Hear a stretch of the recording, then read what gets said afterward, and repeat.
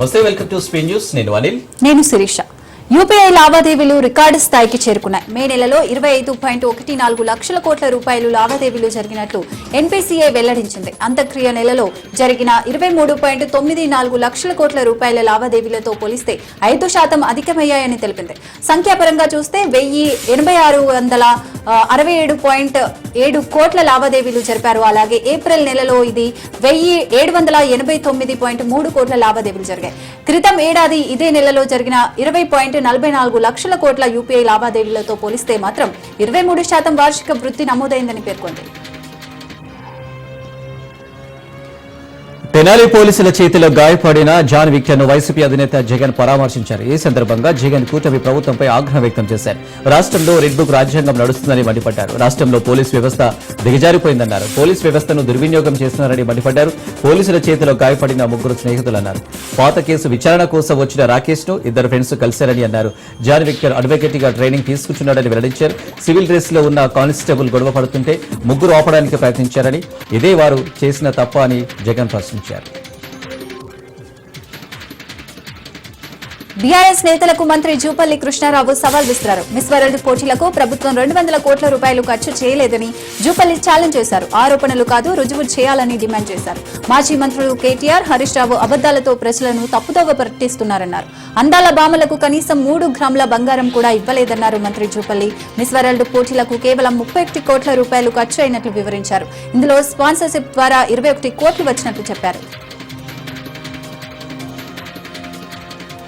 వరంగల్ జిల్లాలో కరోనా కేసులు కలకలం రేపుతున్నాయి. వరంగల్ ఎంజీఎం ఆసుపత్రికి సమీపంలోని ఓ ప్రైవేటు ఆసుపత్రిలో 6 కరోనా పాజిటివ్ కేసులు నమోదయ్యాయి. తీవ్రమైన దగ్గు, జలుబు, శ్వాస తీసుకోవడంలో ఇబ్బందులు ఎదుర్కొంటున్న వారికి కరోనా టెస్టులు నిర్వహించగా పాజిటివ్ గా నిర్ధారణ అయిందని తెలుస్తుంది. ఈ విషయంపై జిల్లా వైద్య ఆరోగ్య శాఖ అధికారిక ప్రకటన చేయాల్సి ఉంది.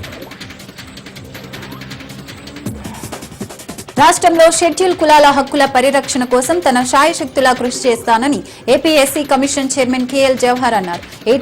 ఎన్టీఆర్ అడ్మినిస్ట్రేటివ్ బ్లాక్ 4వ ఫ్లోర్లో గల ఎస్సీ కమిషనర్ రాష్ట్ర కార్యాలయంలో రాష్ట్ర ఎస్సీ కమిషనర్ చైర్మన్ గా కుటుంబ సభ్యుల మధ్య పదవి బాధ్యతలు స్వీకరించారు.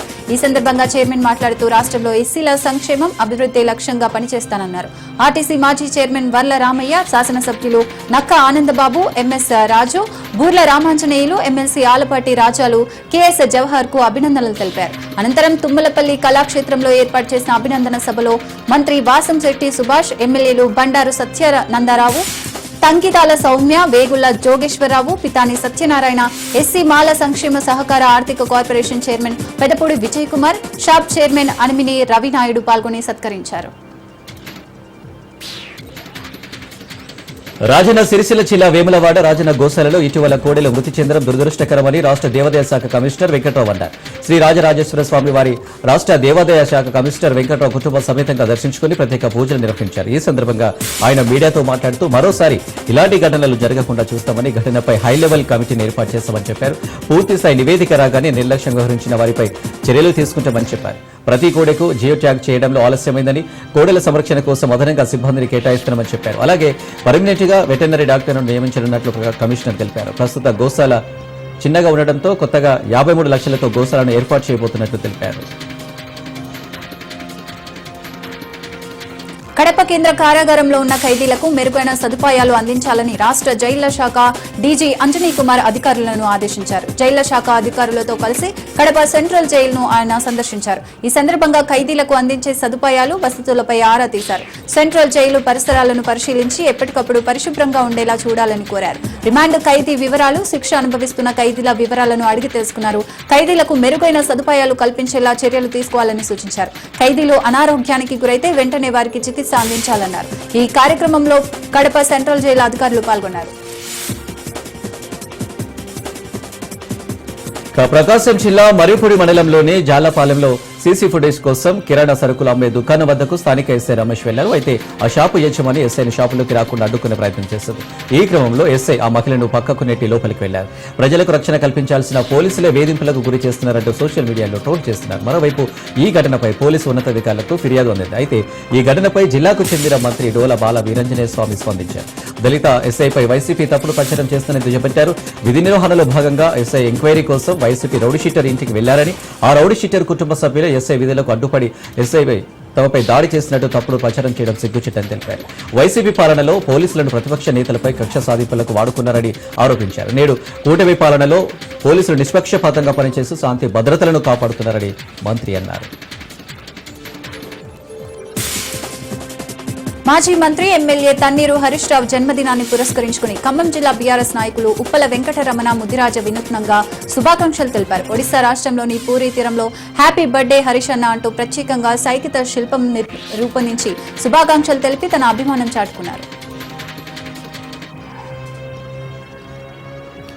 సామాన్య ప్రజలు ఫోన్ కాల్ చేస్తే స్పందించే గొప్ప నాయకుడు హరీష్ రావు అని బీఆర్ఎస్వీ నాయకులు పేర్కొన్నారు. హరీష్ రావు పుట్టినరోజును పురస్కరించుకుని బీఆర్ఎస్ ఆధ్వర్యంలో ఓయూ ఆర్ట్స్ కాలేజ్ వద్ద కేక్ కట్ చేసి విద్యార్థులకు కాంపిటేటివ్ బుక్స్ ను పంపించేశారు. అలుపెరుగని పోరాటంతో తెలంగాణ సాధించిన గొప్ప వ్యక్తి హరీష్ రావు అని బీఆర్ఎస్వీ రాష్ట్ర కార్యదర్శి నాగరాజు యాదవ్ అన్నారు.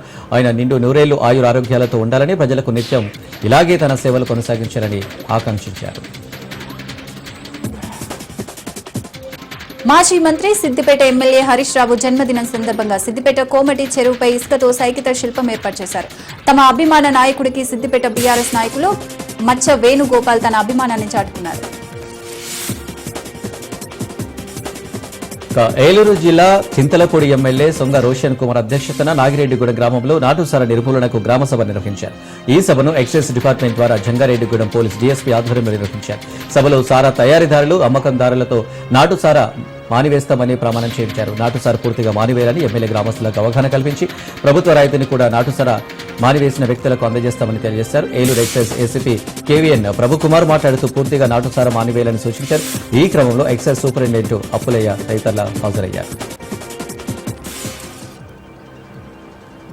ఈటలను ఎన్ని రోజులు బీజేపీలో ఉంచుకుంటారో చూడాలంటూ ఎంపీ చామల కిరణ్ కుమార్ రెడ్డి ఆసక్తికర వ్యాఖ్యలు చేశారు. గాంధీ భవన్ లో ఆయన మీడియాతో మాట్లాడుతూ పదవులు రావడం లేదనే ఫ్రస్ట్రేషన్ ను బీజేపీ నాయకులు కాంగ్రెస్ పై చూపిస్తున్నారని ఆరోపించారు. బీఆర్ఎస్ పార్టీకి మొన్నటి పార్లమెంట్ ఎన్నికల్లో 0 వచ్చాయని, కానీ ఇప్పుడు ఎన్నికలు జరిగితే 100 సీట్లు వస్తాయని హరీష్ రావు చెబుతున్నారని ఎద్దేవా చేశారు. తెలంగాణ వచ్చింది కాంగ్రెస్ వల్ల, ఇచ్చింది సోనియా గాంధీ అని చెప్పారు. మిస్ ఇంగ్లాండ్ పోటీల నుంచి తప్పుకోవడానికి ఇంట్లో వాళ్ళ ఆరోగ్యం బాగాలేదని చెప్పిందని, మిస్ ఇంగ్లాండ్ ని గిల్లారు అని ఎవరూ చెప్పలేదన్నారు. అలాంటి వాటిపై మీ దగ్గర వీడియో ఫుటేజ్ ఆధారాలు ఉంటే బయట పెట్టాలని డిమాండ్ చేశారు. మిస్ ఇంగ్లాండ్ కు నల్లధనం ఇచ్చి మేనేజ్ చేసి ఉండవచ్చని అనుమానం తనను కలుగుతుందని ఆరోపించారు. సీఎం రేవంత్ రెడ్డిపై అభాండం మోపేందుకు సీఎం సన్నిహితులే అలా చేశారని చెప్తున్నారని, దాని మీద కార్పొరేషన్ వైస్ చైర్మన్ కేసు పెట్టారని గుర్తు చేశారు. అమెరికాలో జరిగిన మిసెస్ తెలుగు యూఎస్ఏ పోటీలో కృష్ణా జిల్లా ఆడపడుచు మెరిసింది. ఈ పోటీలో గుడివాడకు చెందిన అట్లూరి మౌనిక మొదటి రన్నరప్ గా నిలిచింది. 5 నెలల పాటు జరిగిన పోటీల ప్రక్రియలో 5,000 మంది దరఖాస్తు చేసుకున్నారు. ఫైనల్స్ కు చేరిన 25 మందిలో మౌనిక రన్నరప్ గా నిలిచింది. ఆమె సేల్స్ ఫోర్స్ సంస్థతో శాశ్వత ఉద్యోగిగా విధులు నిర్వహిస్తున్నారు. భర్త 2 ఆడపిల్లలతో కలిసి డల్లాస్ లో నివసిస్తున్నారు. మౌనిక విజయం పట్ల ఆమె తల్లిదండ్రులు అట్లూరి ప్రసాద్, శైలజ హర్షం వ్యక్తం చేశారు. విద్యార్థి దశ నుండే చదువు, సాంస్కృతిక కార్యక్రమాల్లో మౌనిక చురుగ్గా పాల్గొనేదని తల్లి శైలజ తెలిపారు. స్నేహ రేట్స్ సంస్థను దత్తత తీసుకుని కొన్నేళ్లుగా మౌనిక సేవలు అందిస్తుందని తండ్రి అట్లూరి ప్రసాద్ తెలిపారు. వివిధ రంగాల్లో సాధించిన ప్రగతి, వ్యక్తిత్వ పరిశీలనలే ఇలాంటి కఠిన ప్రక్రియ మధ్య జరిగిన పోటీలో మౌనిక విజయం సాధించడానికి దోహదపడ్డాయని తండ్రి ప్రసాద్ తెలిపారు.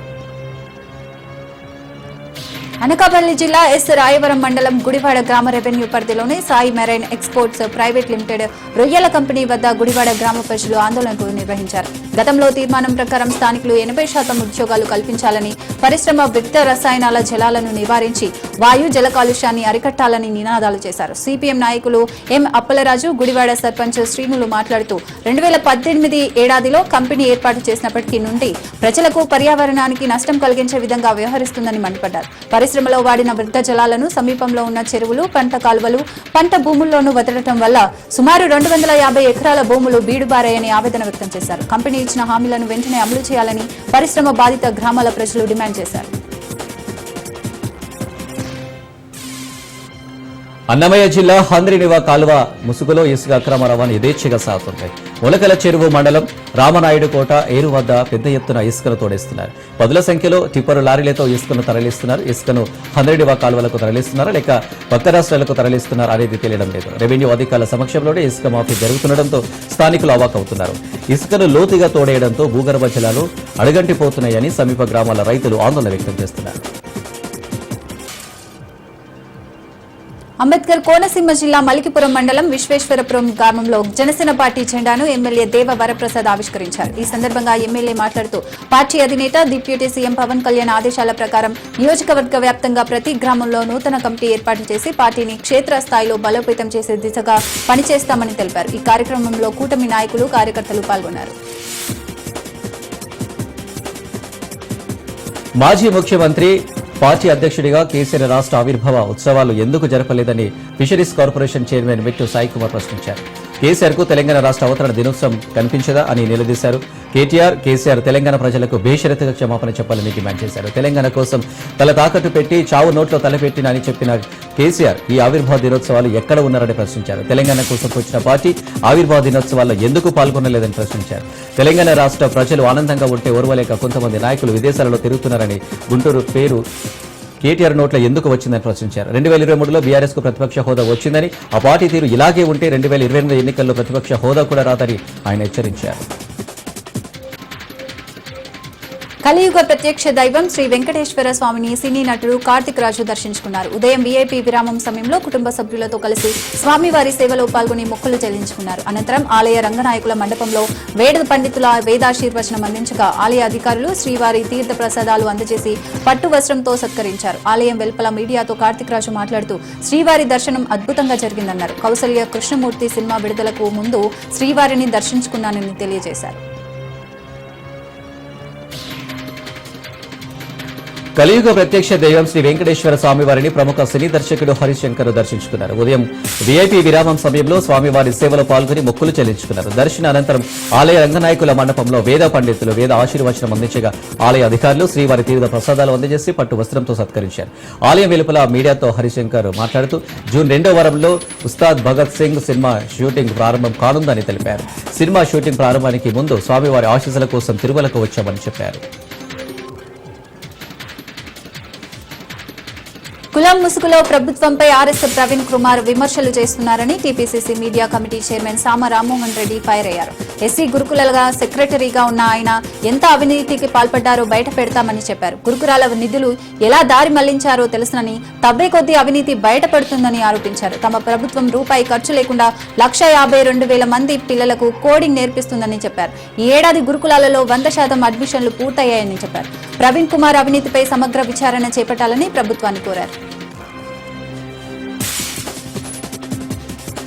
పోడు భూముల సమస్యలు పరిష్కరించాలని ఆదిమ గిరిజన భూరక్షణ పోరాట కమిటీ ఆధ్వర్యంలో కొమరంభీం ఆసిఫాబాద్ జిల్లా కేంద్రంలోని కలెక్టరేట్ ముందు చేస్తున్న ఆదివాసుల 6వ రోజు రీల నిరాహార దీక్షకు ఆసిఫాబాద్ ఎమ్మెల్యే కోవలక్ష్మి మద్దతు పలికారు. ఈ సందర్భంగా ఎమ్మెల్యే కోవలక్ష్మి మాట్లాడుతూ కొమరంభీం జిల్లాలో నేటికి చాలా గ్రామాలకు రోడ్డు సౌకర్యం లేక కనీసం అంబులెన్స్ కూడా వెళ్లేందుకు దారి లేదని వాపోయారు.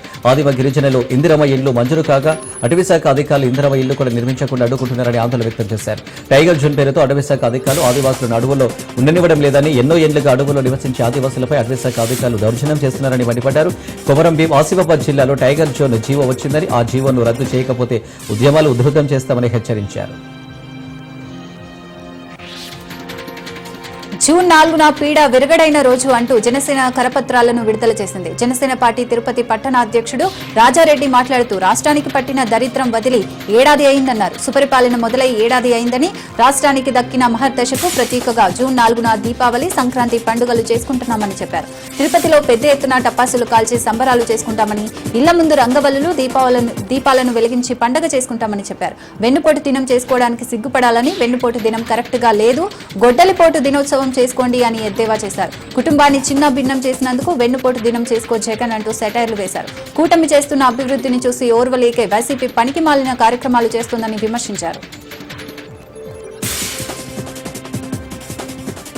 వికారాబాద్ మున్సిపల్ మండల పరిధిలోని ఎర్రవల్లి, అల్లంపల్లిలలో నిర్వహించిన భూభారతి రెవెన్యూ సదస్సులను జిల్లా కలెక్టర్ ఆకస్మిక తనిఖీ చేశారు. ఈ సందర్భంగా రెవెన్యూ సదస్సులో వచ్చిన దరఖాస్తుల వివరాలను కలెక్టర్ అడిగి తెలుసుకున్నారు. భూభారతి చట్టం ద్వారా రైతులకు కావాల్సిన సేవలను అందించాలని కలెక్టర్ సూచించారు. సాదాపైరామా, పీఓపీ, భూ విస్తరణలో మార్పులు, చేర్పులు, పాసు పుస్తకాలు అందజేత తదితర అంశాలపై క్షుణ్ణంగా పరిశీలించి సమస్యల పరిష్కార దిశగా రెవెన్యూ యంత్రాంగం ప్రత్యేక దృష్టి సాధించాలని కలెక్టర్ సూచించారు. రెవెన్యూ సదస్సులో వచ్చిన అర్జీల నమోదు, రిజిస్టర్ను జిల్లా కలెక్టర్ పరిశీలించారు. ఈ కార్యక్రమంలో అదనపు జిల్లా కలెక్టర్ లింగయ్య నాయక్, ఆర్జీఓ వాసుచంద్ర, తహసీల్దార్ లక్ష్మీనారాయణ, రెవెన్యూ సిబ్బంది పాల్గొన్నారు.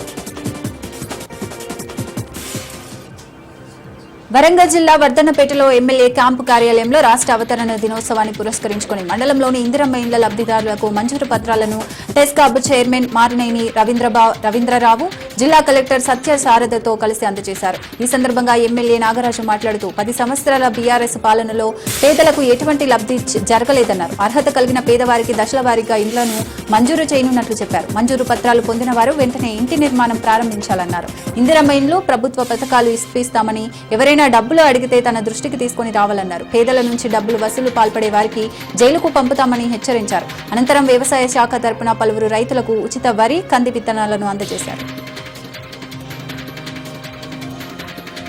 అల్లూరి జిల్లా చింతూరు డివిజన్ కేంద్రంలోని ఉప ఖజానా కార్యాలయ ఎస్టీఓ సీనియర్ అకౌంటెంట్ లంచం తీసుకుని ఎస్సీబీకి పట్టుబడ్డారు. చింతూరు మండలం ఏజీహెచ్ఎస్ నరసింహపుర పాఠశాల ఉపాధ్యాయుడు ఫకీర్ దొరకు సంబంధించిన సుమారు 12 లక్షల రూపాయల బిల్లుల కోసం ఎస్టీఓ వద్దకు వెళ్లగా ఆయన 2 లక్షల రూపాయల లంచం డిమాండ్ చేయడంతో బాధితుడు ఏసీబీ అధికారులను ఆశ్రయించాడు. బాధితుని వద్ద నుంచి STO Vamsi Kalyan, accountant Samuel 1 lakh రూపాయల నగదు తీసుకుంటుండగా రెడీ హ్యాండెడ్ గా ఏసీబీ అధికారులు పట్టుకున్నారు.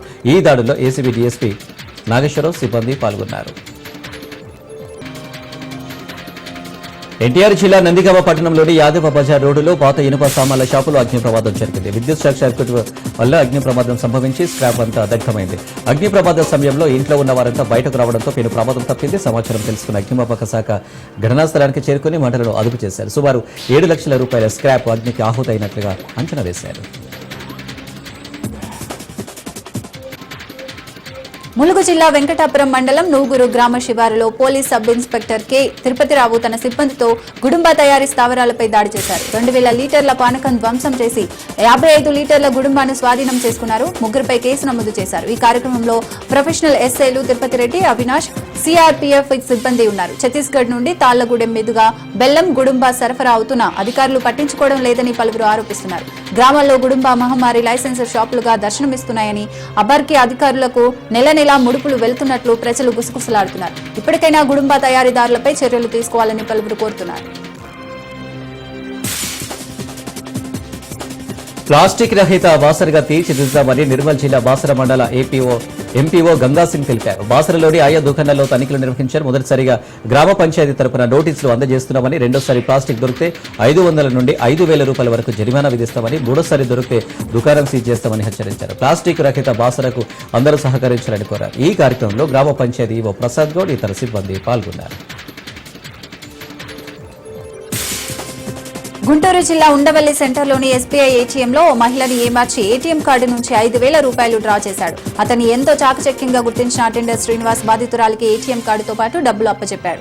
అతని దగ్గర కొన్ని ఏటీఎం కార్డులతో పాటు కొంత నగదును బ్యాంకు సిబ్బంది గుర్తించారు.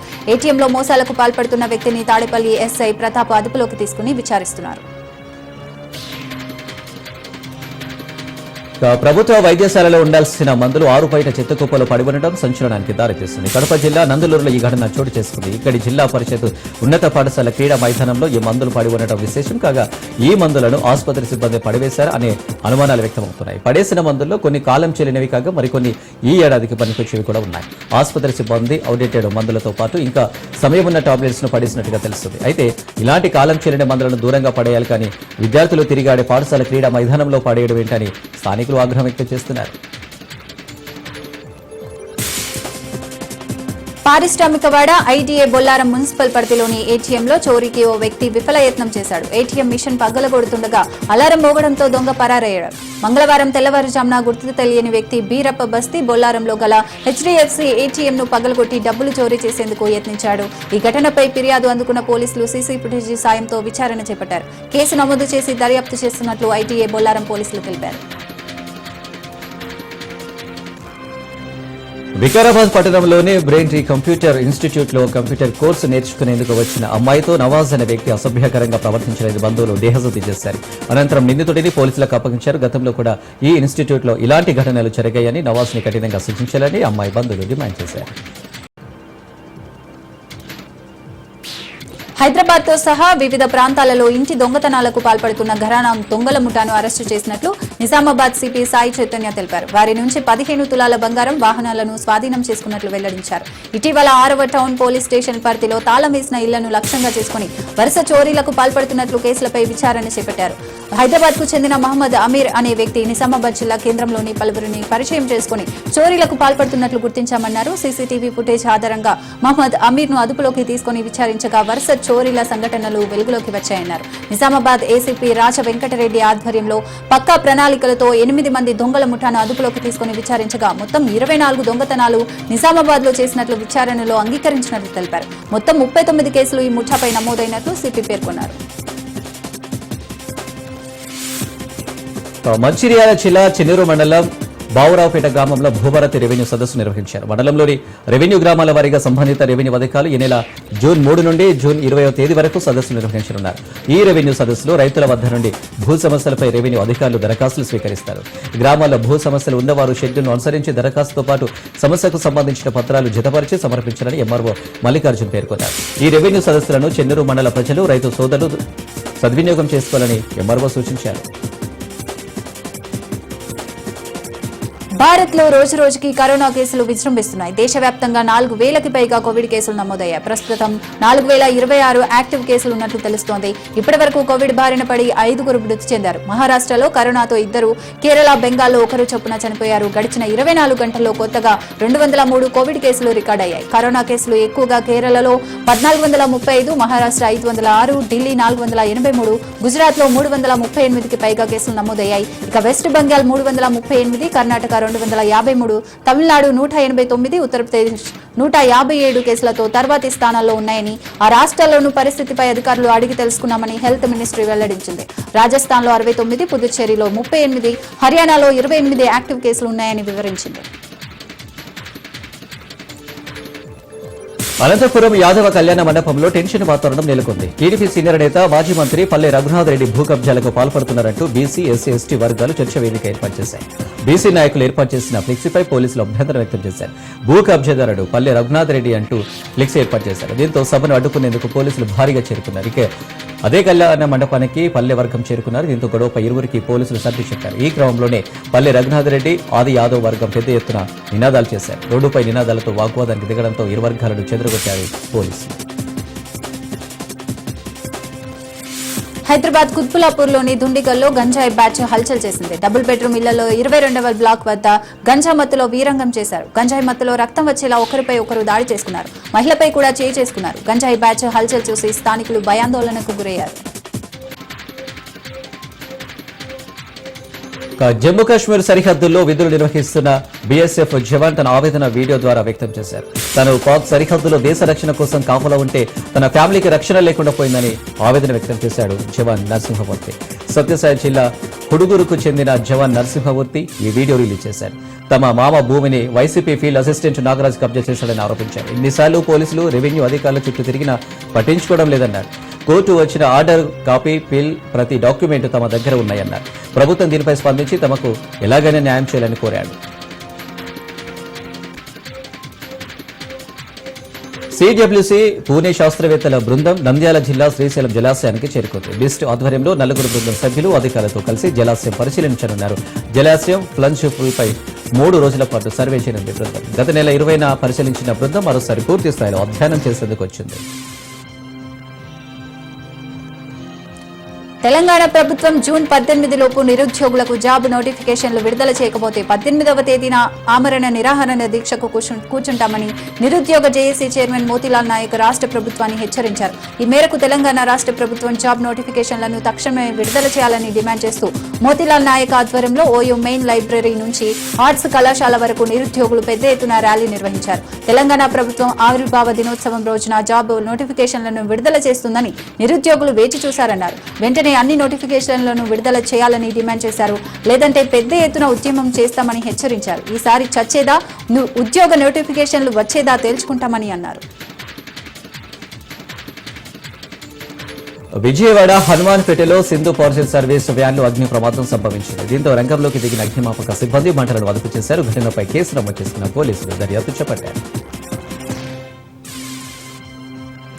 తెలంగాణ బీజేపీలో ఎమ్మెల్యే రాజా సింగ్ ఎపిసోడ్ కాకరేపుతోంది. ఇటీవల సొంత పార్టీ నేతలపై వివాదాస్పద కామెంట్స్ చేశారు ఆయన. వరుసగా పార్టీ నేతలపై విమర్శనాస్త్రాలు సంధించారు. దీంతో 2 రోజుల్లో రాజాసింగ్ కు క్రమశిక్షణ నోటీసులు అందుతాయని టాక్ వినబడుతోంది. ఈ క్రమంలోనే రాజాసింగ్ మరోసారి హాట్ కామెంట్స్ చేశారు. నోటీసులు కాదు, దమ్ముంటే సస్పెండ్ చేయాలన్నారు రాజాసింగ్. అంతేకాదు అందరి జాతకం బండారం బయట పెడతానంటూ కీలక వ్యాఖ్యలు చేశారు. కరీంనగర్ నుంచి తనపై వార్ డిక్లేర్ చేశామన్నారు రాజాసింగ్. మరి ఈ క్రమంలోనే రాజాసింగ్ కి నోటీసులా, సస్పెండ్ చేస్తారా అని ఉత్కంఠ నెలకొంది.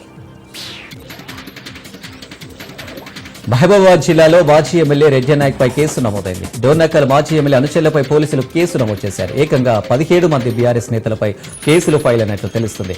బీఆర్ఎస్ కాంగ్రెస్ ఘర్షణ నేపథ్యంలో కేసులు నమోదు చేసినట్లు డోర్నకల్ సీఐ చెబుతున్నారు. తమ విధులకు బీఆర్ఎస్ శ్రేణులు ఆటంకం కలిగించారని, తమ మాట వినకుండా ర్యాలీ చేపట్టారని డోర్నకల్ సీఐ చెబుతున్నారు. కర్నూలు జిల్లా కోస్గిలో హై టెన్షన్ నెలకొంది. టీడీపీ వైసీపీ శ్రేణుల మధ్య తోపులాట చోటు చేసుకుంది. పెళ్లి ఊరేగింపులో వివాదం రాజుకుంది. టీడీపీ సాంగ్స్ ప్లే చేయడంతో ఘర్షణ వాతావరణం తలెత్తింది. వైసీపీ నేత లోకారెడ్డి ఇంటి ఎదుట నుండి పెళ్లి ఊరేగింపు వెళ్తుండగా ఆయన అనుచరులు అభ్యంతరం తెలిపారు. టీడీపీ సాంగ్స్ ప్లే చేయకూడదంటూ హుకుం జారీ చేశారు. దీంతో బాధితులు పోలీసులను ఆశ్రయించారు. హరీష్ రావు జన్మదినం సందర్భంగా ఏర్పాటు చేసిన ఫ్లెక్సీలను తొలగించడంపై బీఆర్ఎస్ నేత ఎర్రుల శ్రీనివాస్ ఆగ్రహం వ్యక్తం చేశారు. సీఎం రేవంత్ ఆదేశాలతో రాత్రికి రాత్రే తొలగించాలని తీవ్రంగా ఖండిస్తున్నామన్నారు. సీఎం పీసీసీ చీఫ్ ఫోటోలు ఉన్న ఫ్లెక్సీలు నెలల తరబడి ఉంటే హరీష్ రావు ఫ్లెక్సీలు ఒక్క రోజులోనే తొలగించడం రాజకీయ కక్ష సాధింపు చర్యలని ఆయన మండిపడ్డారు. ఇలాంటి నీచమైన దిగజారుడు రాజకీయాలను గతంలో ఎన్నడూ చూడలేదన్నారు హరీష్ రావు. నిత్యం ప్రభుత్వాన్ని ప్రశ్నిస్తుండటంతో సీఎం రేవంత్ రెడ్డి కుళ్ళు రాజకీయాలు చేయడం దుర్మార్గమన్నారు. ఫ్లెక్సీలు చించేసినంత మాత్రాన హరీష్ రావుకు ప్రజల్లో ఉన్న ఆదరణ మాత్రం విషమంతా కూడా తగ్గదన్నారు.